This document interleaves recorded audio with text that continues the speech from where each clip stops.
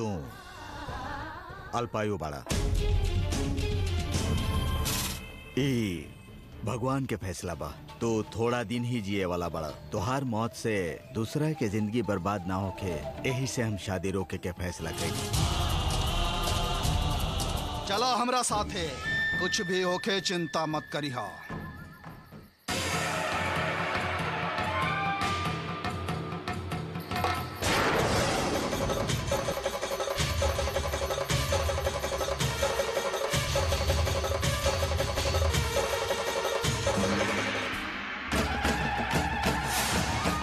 श्री चक्र के पावे खातिर हम पुनर्जन्म लेके आइल बानी। ए जगह के भगवान काल रुद्र कड़की होकी।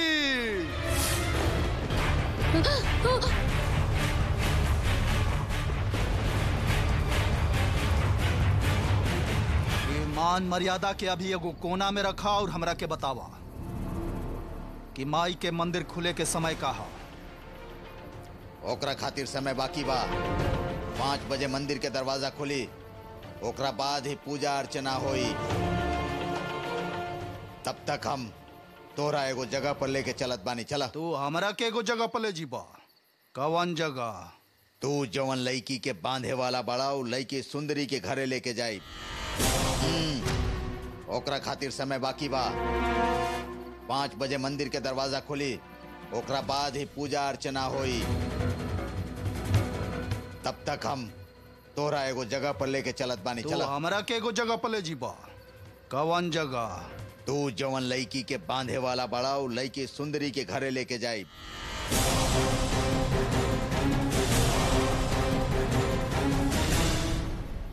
मंदिर में ले जाके महादेवी के दर्शन तोरा कबो करवा सकत बानी। मंदिर के एगो चाबी हमेशा हमरा साथे रहेला, लेकिन जवन काम हम कहले बानी ओकर इंतजाम अभी होखे के चाहिए। अंतिम समय में धोखा मत दिहा। शास्त्री, फालतू में हमार दिमाग खराब मत करा। आज हम तहार गांव के महादेवी के दर्शन कल चाहत बानी। मंदिर के दरवाजा खोल के पूजा पुनस्कार सजावट सब खत्म कैला के बाद तू हमरा के खबर करा दा। हमें महादेवी के पूरा अलंकार से सजल अपन आंख से देखल चाहत बानी, और सब कुछ तू खुदे करवाइबा। हम तहार भक्ति भी देखल चाहत बानी। हमरा खातिर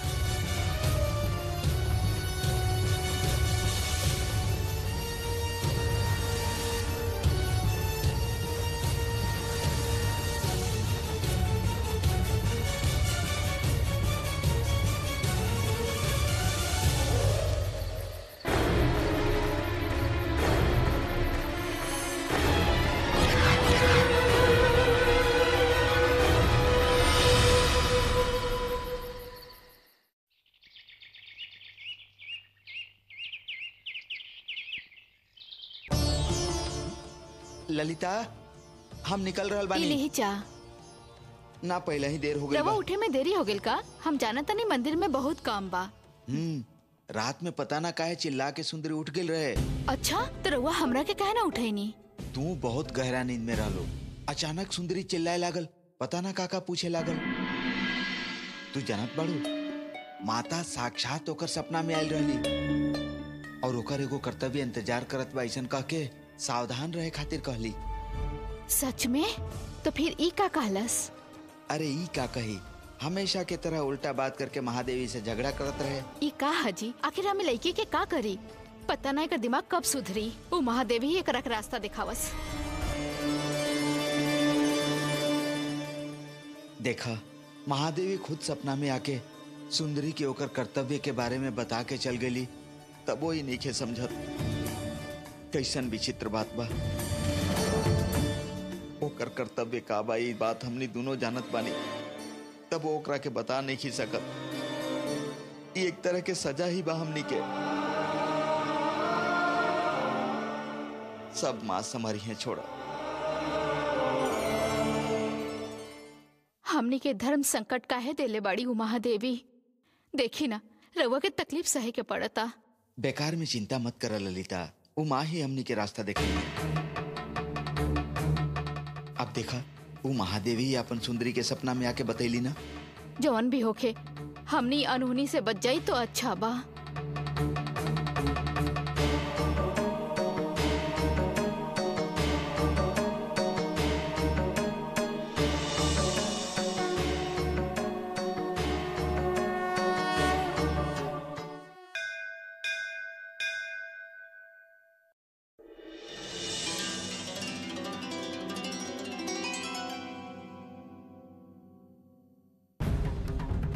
प्रणाम शास्त्री जी। रउआ के हम 2 दिन से ना देखे नहीं है। कुछ पूजा प्रसाद बाद में पूजा कार्य में रुकावट तना आयल ना। रुकावट कैसे होखी? वैसे भी रउआ 2 दिन के इंतजाम तो करके गईले ही रही। वैसे भी रउआ सवेरे सवेरे आ ही गई नहीं। शुरू करी पूजा। 1 मिनट रुक जाए।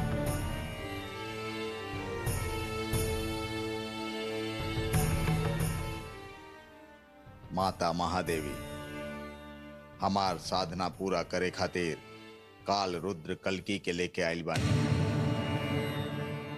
पूरा और दर्शन कई चाहत बा। हमार लक्ष्य में रुकावट पैदा करे वाली सुंदरी के बांधे ही कहत बा। ऐसे राउर आशीर्वाद हमरा चाहिए, राउर मदद चाहिए। माता रउए हमार मदद करी।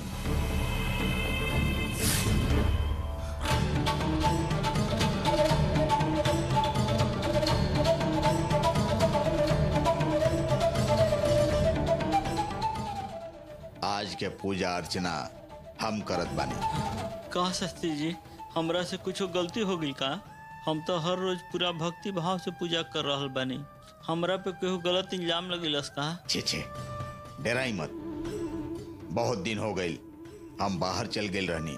माँ के पूजा अपन हाथ से ना कैनी, ऐसे हमके कष्ट भइल। उत्सव होखे वाला बा। श्री चक्र के दर्शन करे खातिर बहुत भक्त लोग आई हैं। हमरा काम करे दी, रउआ चिंता मत करी। ठीक बा, सलाई दी हमरा के।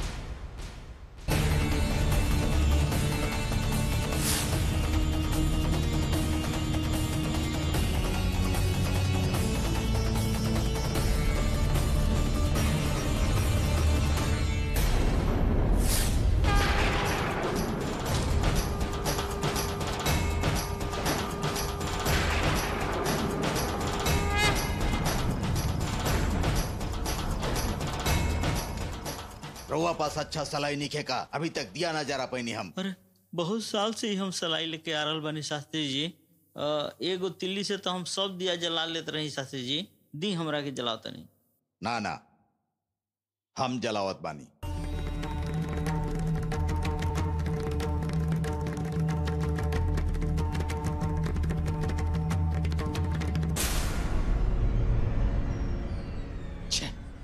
पानी घुस गई हुई सलाई में। पानी के पास या तेल के पास सलाई ना रखे के चाहिए, हमेशा हम कहे ना। हम तो अभी बाहर दिया जला के आ रहल बानी। सब जलल हा। दी ना हमरा के, हम जला दी। ना हम जलावत बानी।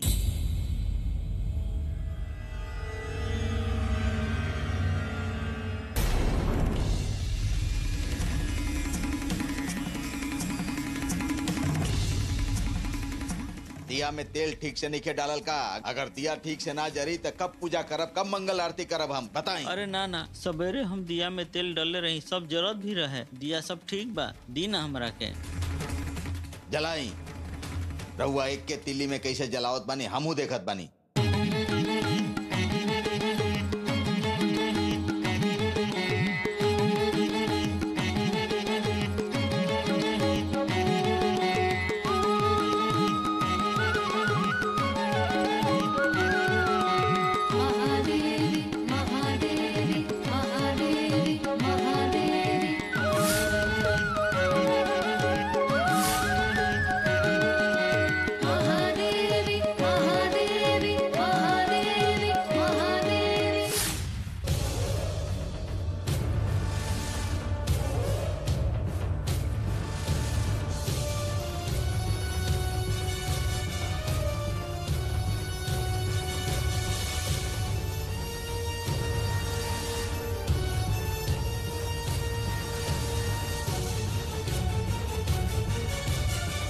सब दिया तो ठीक है बा शास्त्री जी, लेकिन रउआ कहने की सलाई में पानी लाग गई होखी। हाँ ठीक बा, नैवेद्य तैयार भइल का देखी। हाँ हम देख के आओ तनी।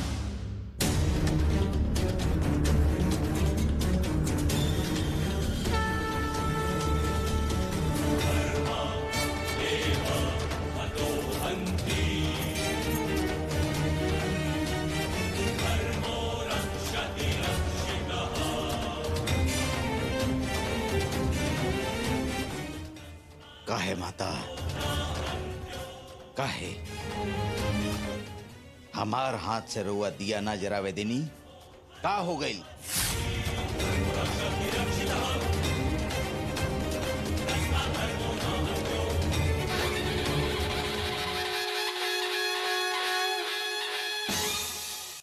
माँ, हमरा के चाय दा माँ। सुंदरी आज तारा मंदिर में काम नहीं का? काम बा माँ, देर से जाइब। तार पिताजी मंदिर में बहुत काम बा कह के जल्दी चल गई ले। माँ, पापा के मंदिर में खाली प्रसाद बनावे के काम बा, लेकिन हमार हिसाब किताब के बा। दोनों काम में बहुत फर्क बा। इला माँ, सर में तेल लगा देबू का?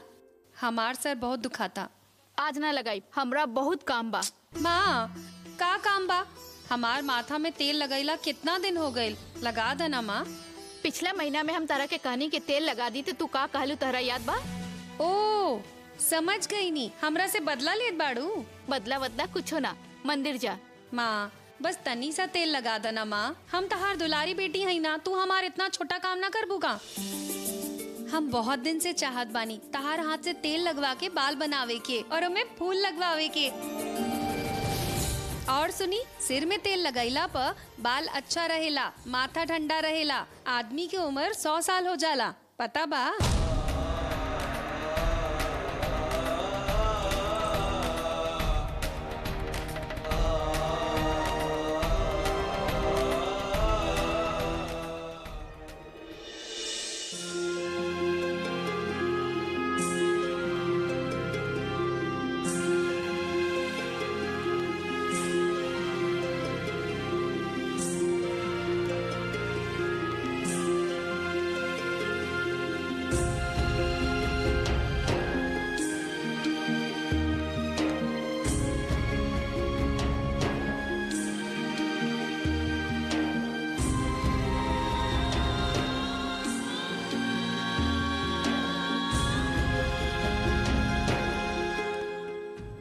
यहाँ लगावा माँ।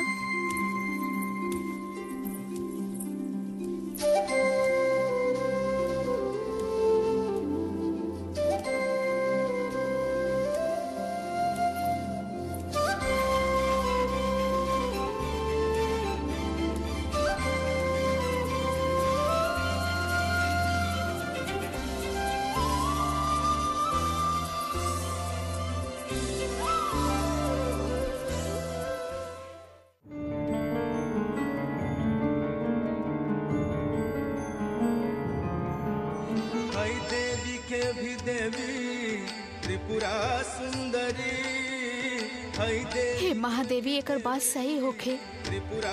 हम रउआ से मन्नत मांगतनी, आशीर्वाद देही। हमार बेटी दीर्घायु होखे, उ चिरंजीवी होखे। रउआ एकरा के आशीर्वाद देही महादेवी। हम बस इतने चाहतनी, हम मंदिर में आके राउर सेवा करेला और हमेशा राउर चरण के पूजा करब। माँ, हमार बेटी 100 साल जिए, ऐसा आशीर्वाद देही माँ। माँ,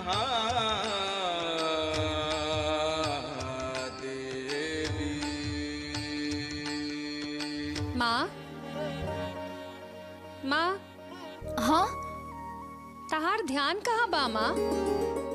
काहे का भइल? तू तेल लगा रहल बाड़ू और सोचत भी बाड़ू, का भइल तारा? हम कुछो नहीं की सोच रहल। ठीक बा, तू किचन में जाके गरम पानी रख के आवा। थोड़ी देर और तेल लगावा ना माँ। पहले पानी रख के आवा, फिर लगा देब।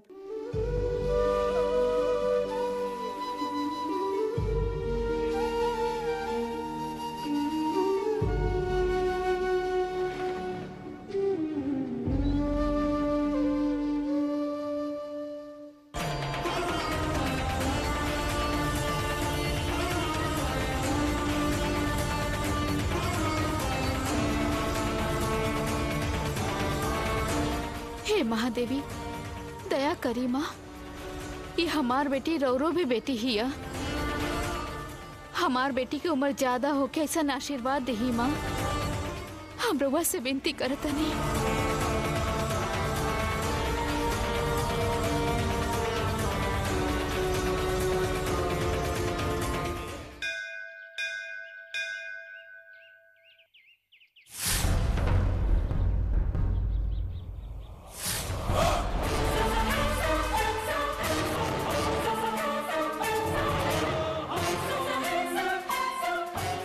मणिकंठ, आज हम ही महादेवी के दर्शन करके उस श्री चक्रपीठ के भी दर्शन कराबे।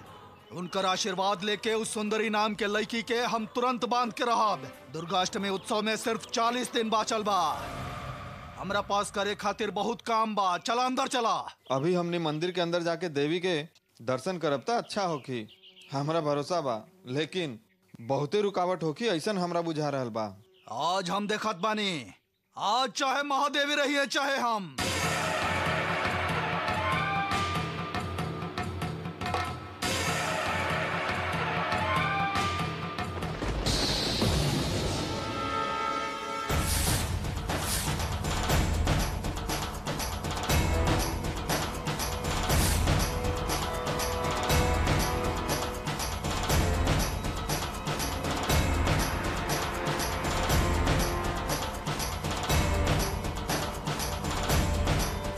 काहे माई, बेटा से डरा गईलू का? एगो इंसान से डरा जा ऐसन माना हो तू? जगत जननी हो तू।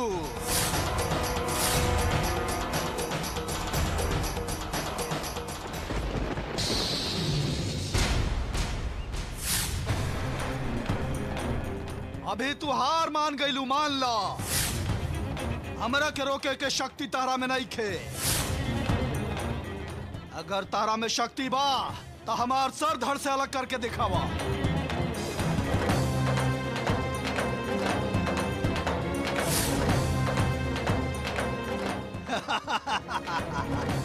ना हो कि ना, ओ ब्रह्मा हमरा के दीर्घायु लिख देले बने।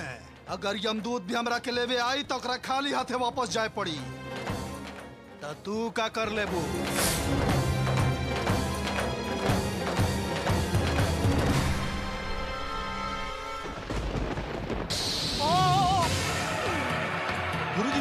गुरुजी, कहाँ भाई? कहाँ भाई लोग? गुरुजी, उठा, उठा गुरुजी।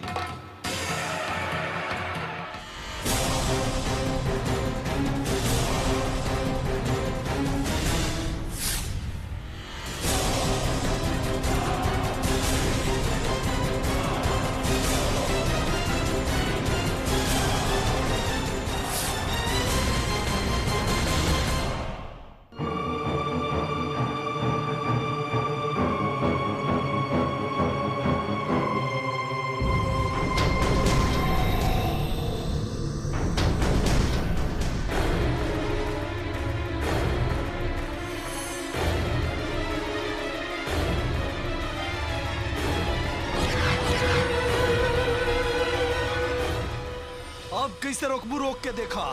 चाहे हम चाहे तू मुकाबला कर जाओ।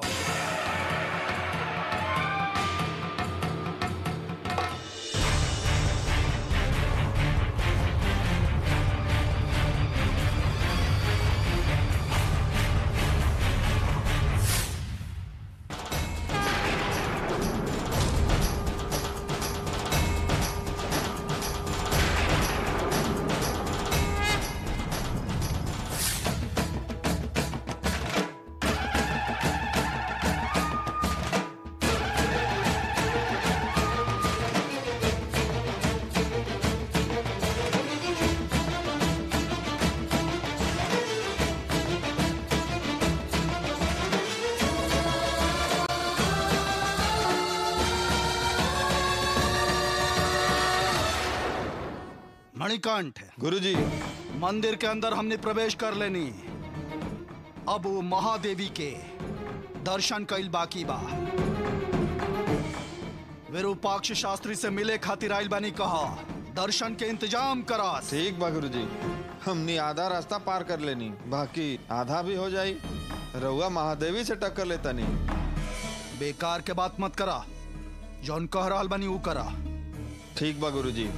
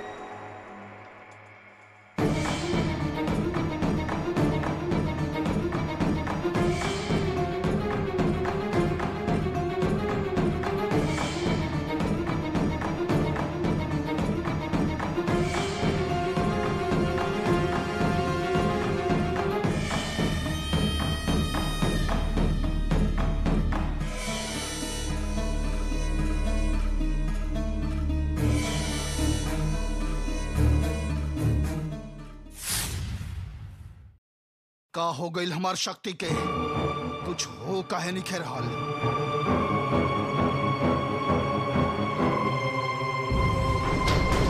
तोरा का हो गई? ए तरह यहाँ घूम काहे रहल बाड़ा तू? कुछ नहीं के बैल, पहले माँ के दर्शन करब। चला। हाँ, तोरा खातिर सब व्यवस्था बगल में कैले बानी। अच्छा बात बा, चलो अंदर।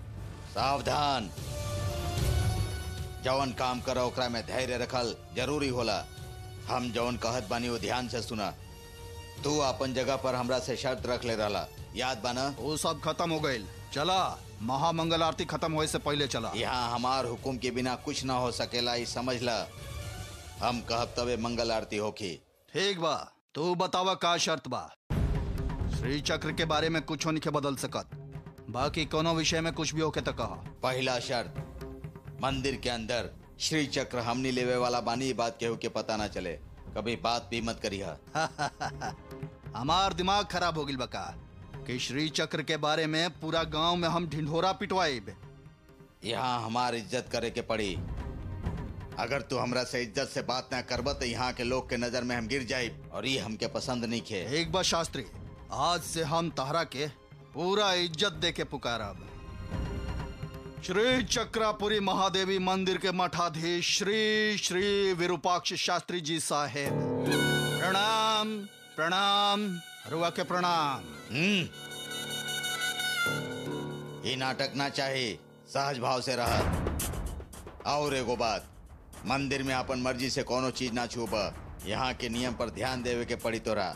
अनजाने में कोनो चीज के छू देवा तो ओकर सफाई तोहरे करे के हो। ऐसा नहीं करब साहेब, और हर आज्ञा के अक्षरशः हम पालन करब। अंदर चलल जाओ।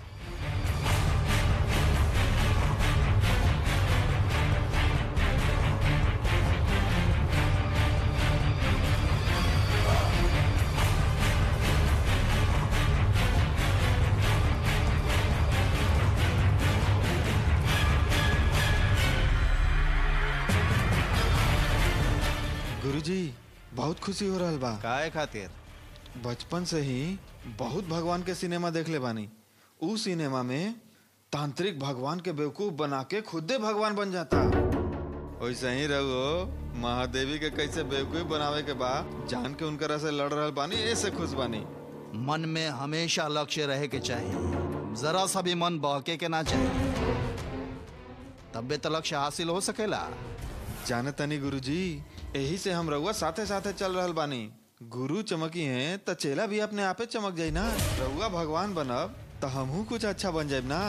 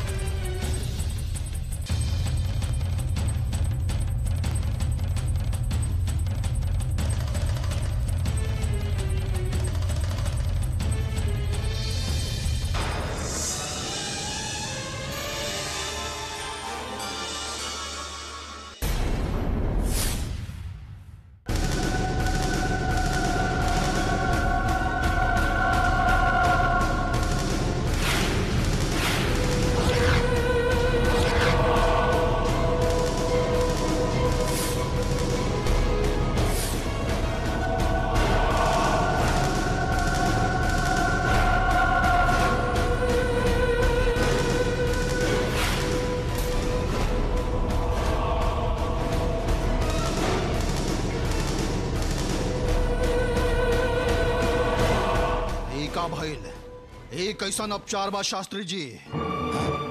हमरो समझ में कुछ नहीं आवत, अंदर जाके पूछताछ करत बनी। हाँ, अब जौन रास्ता से गर्भगृह खातिर घी जाइल जला उहे रास्ता से चलब ना।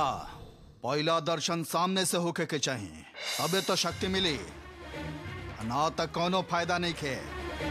यहाँ कुछ हो रहल बा, पहले रुआ पूछताछ करके दरवाजा खोले के कहीं, तब तक हम यहाँ इंतजार करब। ठीक बा, तू ही में रहा, हम जांच के आवत बनी।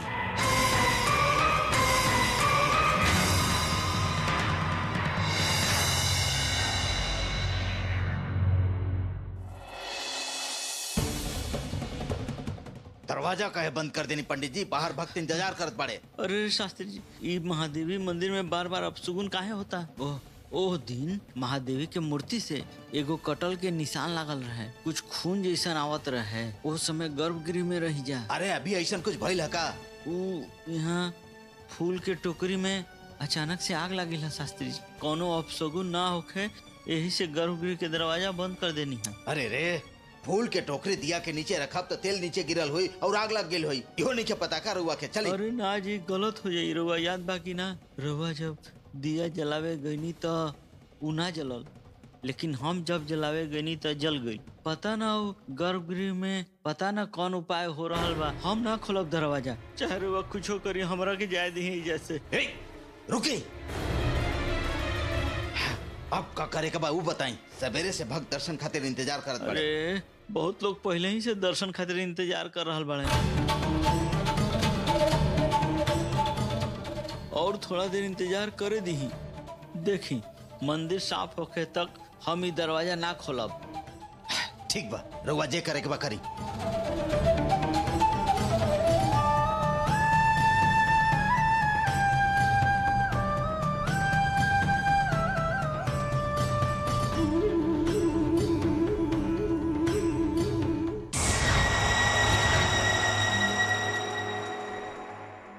काहे रुआ गर्भगृह के दरवाजा बंद करवाइले रहे? अचानक गर्भगृह में रखल फूल के टोकरी में आग लाग गई, जल के राख हो गई। सवेरे दर्शन ना होखी, अब सांझ के ही पूजा होखी। तब तक तो हमारा ऑफिस में रहा। सब राउर महादेवी के खेल बा, जानबूझ के हमरा के यहाँ चला के ला के अब रुकावट डाल रहल बड़ी। सांझ तक तो हमरा 8 घंटा इंतजार करे के पड़ी, ओकरा बाद अंधेरा हो जाए। अंधेरा होखला के बाद हमार कोनो खेल इनका सामने ना चले। यही सब इनकर नाटक बा। माँ, हम तहार दर्शन ना कर ली सोच के आग लगा दिलू। ये बार तू जीत गई, लेकिन हर खेल में सामने वाला भी दाव चलेला। ए मत भूलिया, हम वापस आएबे। अगला मुहूर्त में आके हम तहार दर्शन पाएबे और तहरा से आशीर्वाद लेके ही रहब।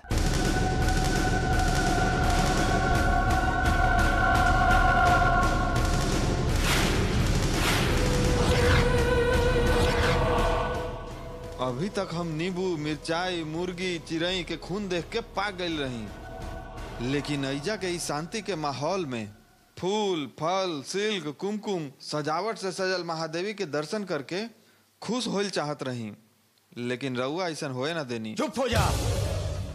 तुहार गुरु शमशान में गइल बारे, हमार माथा गरम हो गइल बा, और ज्यादा गरम मत करा, जा यहाँ से।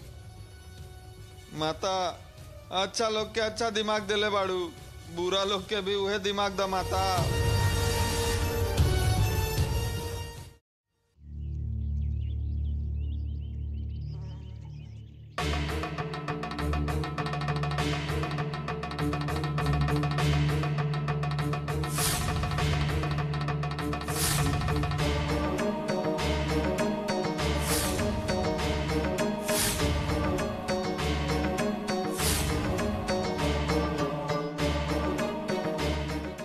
ये सब का है माता? रउवे इस सृष्टि के लोग के बढ़ के ले बानी। हमनी के दिल में आशा, चाहत, लालच, द्रोह, जलन, सब रउवे भर ले बानी।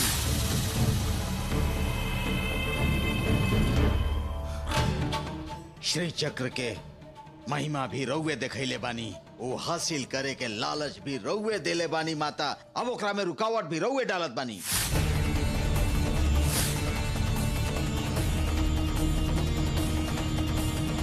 श्री चक्र प्राप्त करे के शक्ति रउवे देले बानी, ओकरा बाद भी हम श्री चक्र प्राप्त ना करी तो ओकर का फायदा?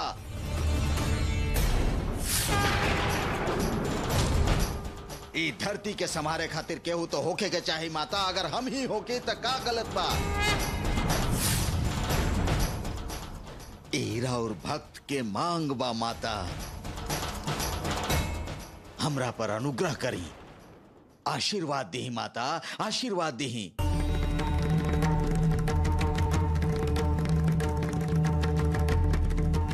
माता, आपन बच्चा पर आपन नाराजगी देखावत बानी रहुआ। जैसे देहनी वैसे ही छीन लेनी, कौन बात भई बा?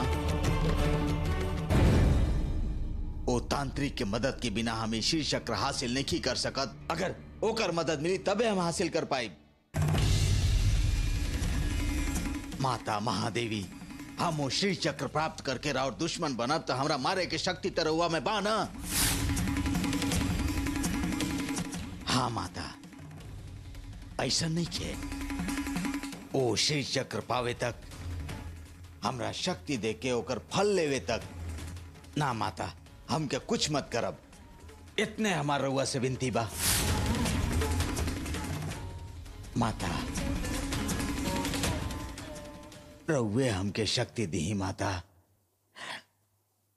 इतना मुश्किल से बनावल रास्ता के रउआ मत रोकी, हमके बचा ली माता।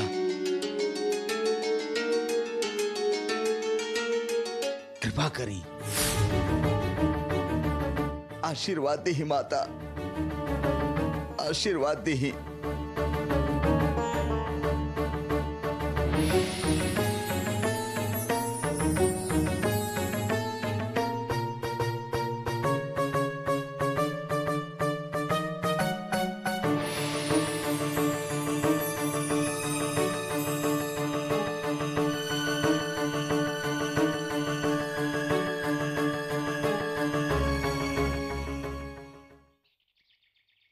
शास्त्री जी, 1 मिनट।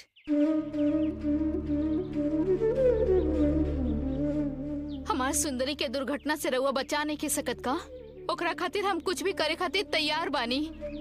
ए ओकर कुंडली में लिखल बा, लेकिन हम कुछ नहीं की कर सकत। कुंडली के लेख बदल देव, लेकिन विधि के लेख नहीं की बदल सकत। और कोनो बात? उस जमाना में ऋषि मुनि लोग हाथ में कमंडल रखत रहले, और उ लोग कमंडल के जल से केहू के भी उम्र बढ़ा देत रहले, ऐसन हम सुनले बानी। रउआ भी ऐसन कोनो उपाय करी ना। ऐसन केहू कुछ नहीं के कर सकत। मौत के जीते खातिर केहू महान आई तबे हो सकेला।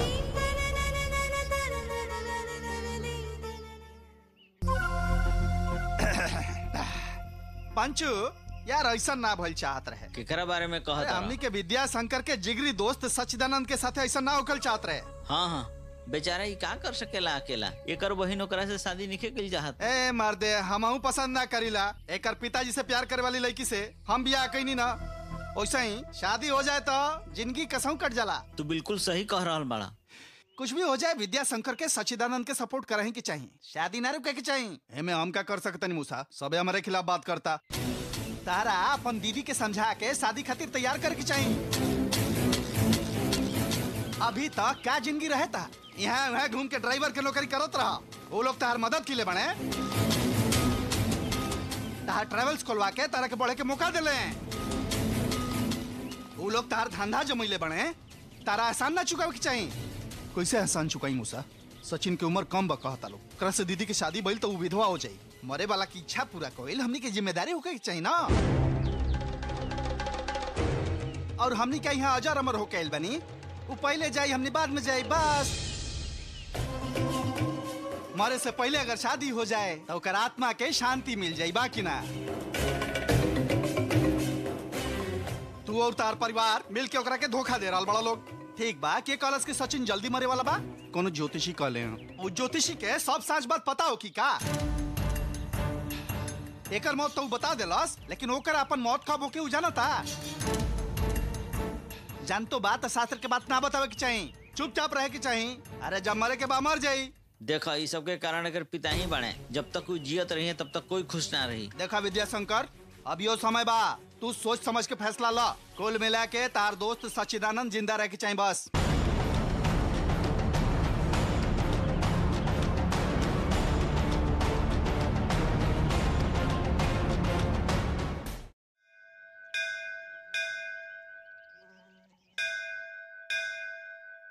महादेवी, हमार बेटी पे दया करी माँ।